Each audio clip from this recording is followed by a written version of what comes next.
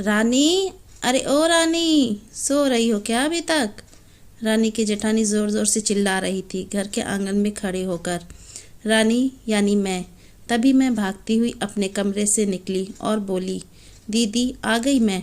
जेठानी बोली, रानी तुम्हारा नाम रानी है, तुम रानी नहीं हो। मैंने तुम्हें रात में ही समझाया था कि सुबह को जल्दी उठ जाना, तुम्हारी मुंह दिखाई की रस्म है। मैंने बोला कि दीदी रात को नींद ही नहीं आई, जगह नई है और मन में थोड़ा डर था कि सुबह आँख नहीं खुली तो। रजनी दीदी हंसती हुई बोली, रानी मेरी प्यारी देवरानी, जल्दी से घूंघट कर लो, अगर माँ जी आ गई तो हंगामा हो जाएगा। मैंने घूंघट किया ही था तभी माँ जी वहाँ आ गई और कड़कड़ाती आवाज़ में बोली, चलो अब क्या यहीं गपशप मारती रहोगी तुम दोनों? हमने चलना शुरू ही किया था तभी माँ जी ने रजनी दीदी के कंधे पर हाथ रखा और बोली, पता है ना कहाँ से जाना है और कैसे जाना है? माँ जी ने बोला कि जब भी कोई बड़ा तुम्हारे सामने खड़ा हो तो हमेशा घूंघट में रहना और कम से कम अपने बड़ों के सामने आना और बिना घूंघट के तो कभी नहीं।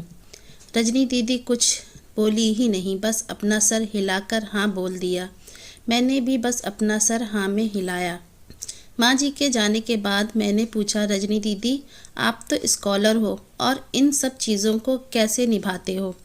रजनी दीदी मुस्कुराई और बोली कि मैं थारे जेठ जी से बहुत प्यार करती हूँ, इसलिए अभी तक चुपचाप सब चीज़ें निभा रही हूँ। मैं कुछ नहीं बोली और चुपचाप रजनी दीदी के साथ घर के बाहर वाले कमरे में जाकर बैठ गई। वहाँ पर एक पड़ोस की आंटी जी बैठी थीं। वो बोली कि यह कैसे बहू आई है, ससुर जी सामने खड़े हैं और ये यहाँ बैठी है। मुझे कुछ समझ ही नहीं आया मतलब। रजनी दीदी बोली कि आंटी जी अभी नई बहू है, यहाँ के रीति रिवाज सीखने में थोड़ा समय लगेगा। रजनी दीदी मुझे वहाँ से उठाकर मेरे कमरे में छोड़ गईं। 6 महीने यूं ही छोटी छोटी चीज़ों में बीत गए।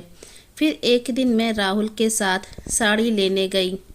राहुल का फ़ोन आया और राहुल दुकान से बाहर बात करने चला गया। साड़ी की दुकान पर मैं बेधड़क होकर साड़ियाँ देख रही थी। तभी साथ में बैठे हुए अंकल जी खांसे। 1 बार, फिर 2 बार, फिर 3 बार। मैंने साड़ी वाले भैया से बोला कि भैया इन अंकल जी को पानी दे दो, बहुत खांसी हो रही है इन्हें। अंकल जी भड़क उठे और बोले, क्या बदतमीज़ लड़की है ये, कुछ शर्म लिहाज है या नहीं इसे? दुकान पर हंगामा देख राहुल बाहर से भागकर अंदर आया और अंदर आते ही अंकल जी के पैर छूकर बोले, मामा जी आप यहाँ?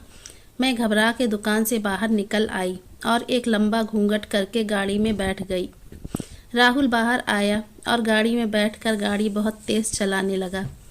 मैंने धीमी आवाज़ में बोला, गाड़ी बहुत तेज़ चला रहे हो, कहीं एक्सीडेंट ना हो जाए। हम घर पहुँचे ही थे तभी माँ जी ज़ोर ज़ोर से चिल्लाते हुए बाहर आई, देखो आ गई ये रानी साहिबा, ख़ानदान की इज्जत मिट्टी में मिलाकर। तभी रजनी दीदी आई और बोली, माँ जी मेरे शादी को 6 साल हो गए हैं, मैं अभी तक मामा जी को नहीं जानती, ये कैसे जानेगी?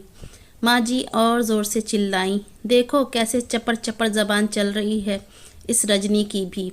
राहुल सबकी बात काटते हुए बोले कि माँ ये दोनों सही बोल रही हैं, अगर ये हमेशा घूंघट करके रहती हैं तो ये मामा जी को कैसे पहचानेंगी?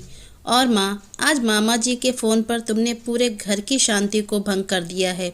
ये वही समाज है जिसने सीता मैया पर भी उंगली उठाई थी। पिताजी और जेठ जी ने भी अपना पक्ष राहुल के साथ ही रखा। माँ जी थोड़ी देर सोचने के बाद वापस रजनी दीदी और मेरे पास आईं और बोली कि तुम दोनों को अपनी मर्यादा पता है, मुझे उम्मीद है कि तुम कभी भी मेरा सिर शर्म से नीचे नहीं झुकने दोगी। हम एक ही परिवार के सदस्य हैं, हमें हमेशा साथ साथ रहना है। अच्छा वक्त हो या बुरा वक्त, हर सदस्य को अपनी मर्यादा पता है। माँ जी ने मुझे और रजनी दीदी को गले लगा लिया। अगर मेरी ये कहानी आपको पसंद आई हो तो प्लीज़ मेरे चैनल को लाइक, सब्सक्राइब और कमेंट करके ज़रूर बताइए। धन्यवाद।